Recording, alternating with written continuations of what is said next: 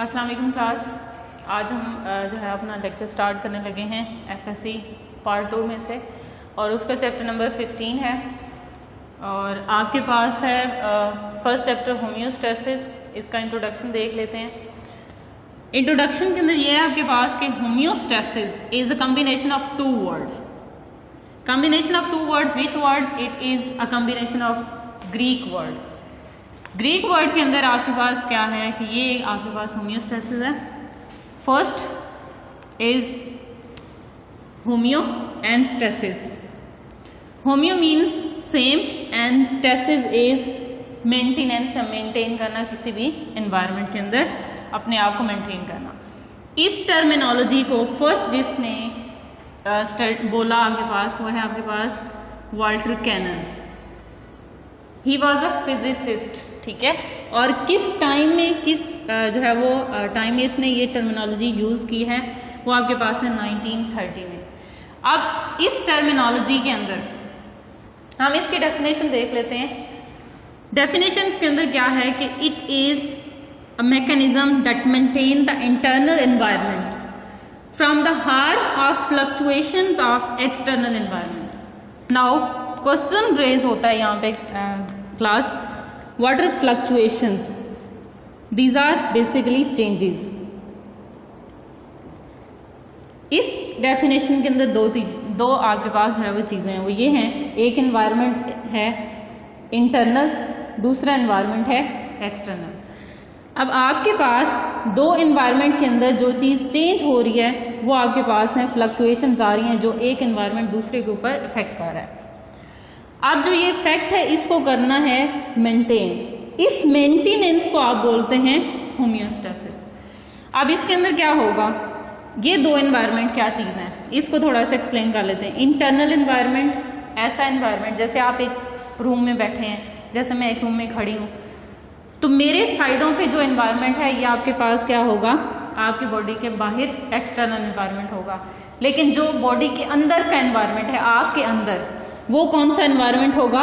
Internal environment होगा। अगर इसको मजीद एक्सप्लेन करें, बॉडी से भी आप आगे ले जाएं, तो आपके पास यूनिट ऑफ लाइफ आता है जिसको आप बोलते हैं सेल।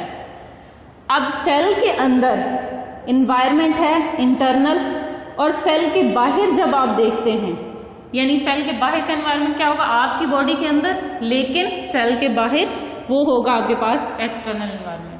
तो ये चीजें आपने माइंड में रखनी है। Internal environment is an environment that is in case cell, inside the cell. और अगर आप कहते हैं कि बॉडी के अंदर, तो बॉडी के अंदर का एनवायरनमेंट आपका इंटरनल एनवायरनमेंट। एक्सटर्नल एनवायरनमेंट के अंदर क्या चीजें आती हैं क्लास, वो ये हैं, यानी आप बोल सकते हैं एयर, टेम्परेचर, और उसके साथ साथ आपके पास है ये सारे एनवायरनमेंट है आपकी बॉडी से बाहर होते हैं। इस एनवायरनमेंट, इन दोनों के अंदर जो चेंज आ रहा है इसको मेंटेन करना आपने बोला है homeostasis.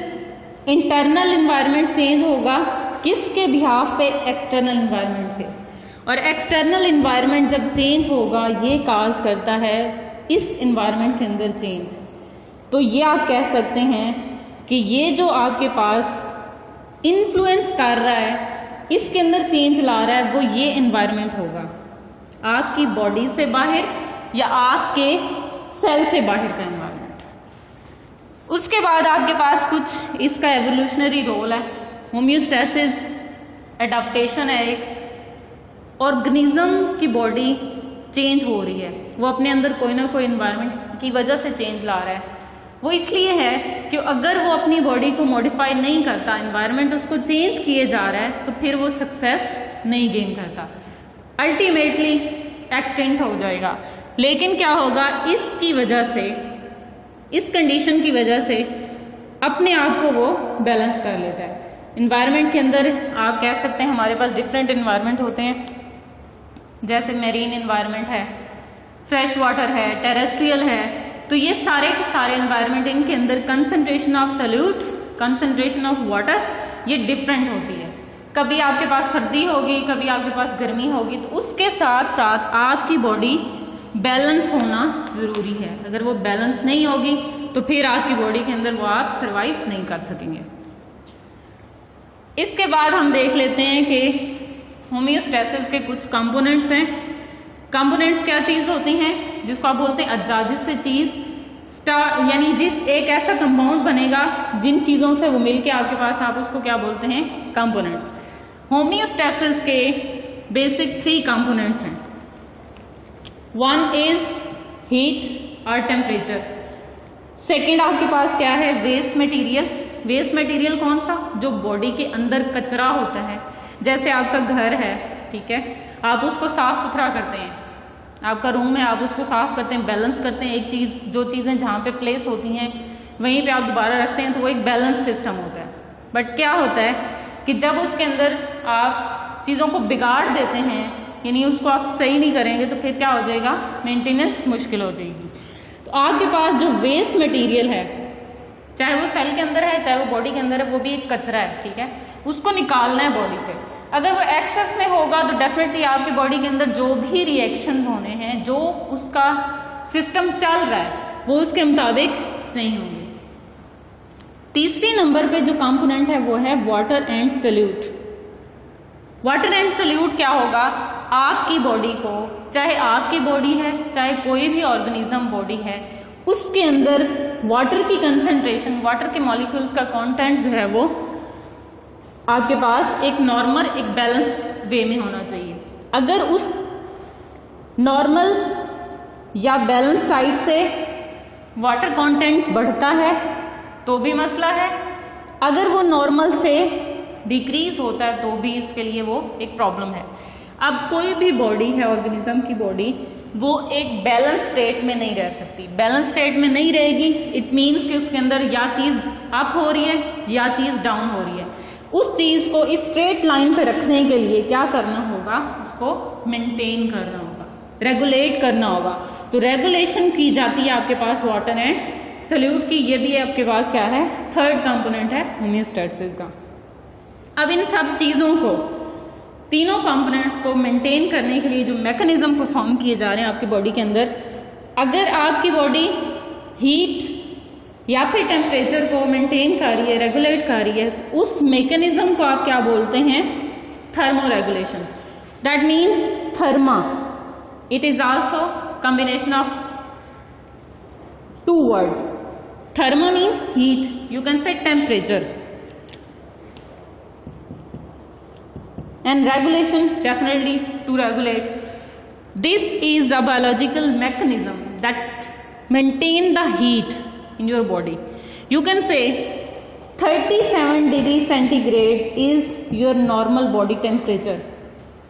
Why you can say that this is the optimum normal temperature? Because enzymes can work at this temperature. Above this temperature or below this temperature, the enzymatic activity in your body becomes default.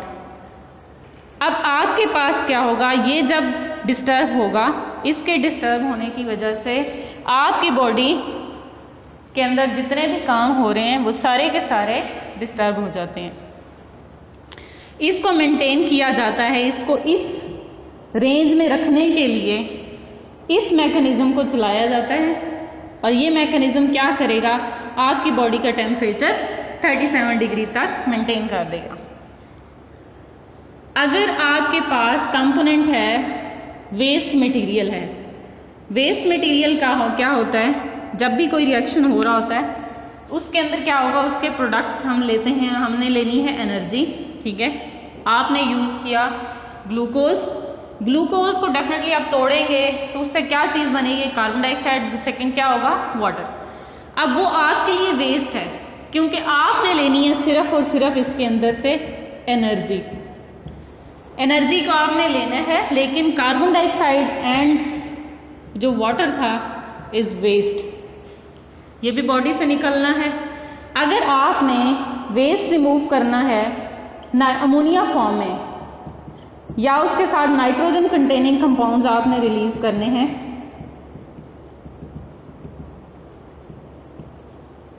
Then क्या होगा कि आपके पास हमने जो mechanism जो है follow करना है वो है excretion, removal of specially nitrogen waste from the body is excretion.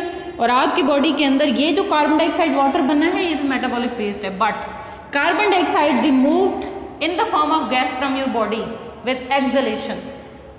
Water is removed with help of urination, but you can say nitrogen containing compound exist in your blood unless it removed in the form of urea, uric acid और ammonia. ठीक है, उन चीज़ों को remove करने के लिए आपका बॉडी मैकेनिज्म फॉलो करता है वो है एक्सक्रीशन। और एक्सक्रीशन के साथ ही ये इसके साथ फिर एक्सक्रीटरी ऑर्गन है, वो डिटेल से डिस्कस करेंगे बाद में। ऑस्मो रेगुलेशन, ये जो मैकेनिज्म फॉलो किया जाता है जब आपको नीड होती है वाटर और सैल्यूट को बैलेंस करने की। प्लाज्मा है आपकी बॉडी का, ठीक है, उसके अंदर 90% वाटर है, बाकी सारे अदर कंटेंट्स हैं। सेल के अंदर है 90% वाटर है, बाकी सारा मटेरियल है। तो 90% से ना ही जो है वो वाटर राइज करे ना ही वाटर उससे कम हो, क्योंकि वाटर जो है वो एक मीडियम है और मीडियम के बगैर कोई भी चीज़, कोई भी रिएक्शन फॉलो या परफॉर्म नहीं हो सकता। अगर वो कम हो जाएगा तो भी मसला है, अगर वो आपके पास ज़्यादा हो जाएगा तो भी मसला है, क्योंकि फ्लड भी एक आपके लिए डिजीज़ साबित होगी। पानी के अगर ज़्यादा हो जाएगा, उसके साथ अगर आपके पास उसका डिक्रीज़ होगा तब भी वो आपके लिए जो है